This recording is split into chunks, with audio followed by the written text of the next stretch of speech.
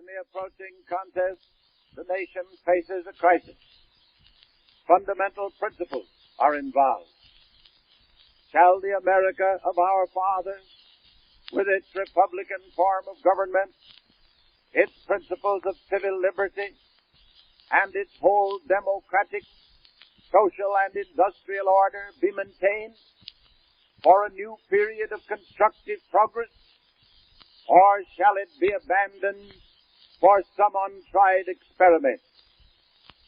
This is not the first crisis in the history of our republic.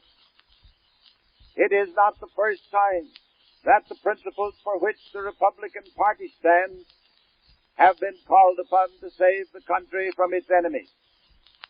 There are elements in our population which teach doctrines that sound strange to the American ear.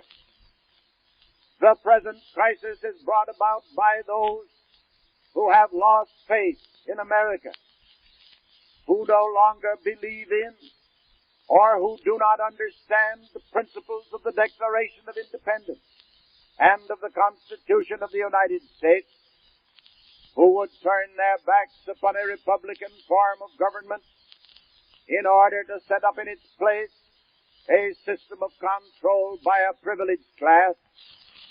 Such men frankly proclaim their preference for the political philosophy of Lenin and Trotsky to that of Washington, Hamilton, Webster, and Lincoln. Once let the American people understand the issue, and they will rise in their might to overwhelm the enemies of America. The issue is the preservation of the American form of government with its incomparable blessing of liberty under the law. The Republican Party must lead the way. I like to recall the splendid acts, the stupendous achievements of America under the leadership of its constructive forces.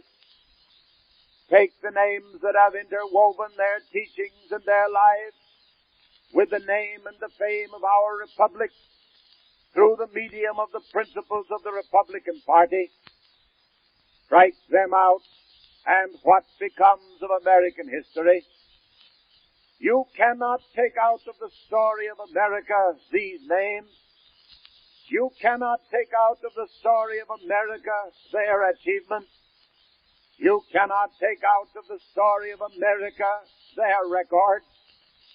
It is our duty to strive to be worthy of their example, of their counsel, and of our opportunity.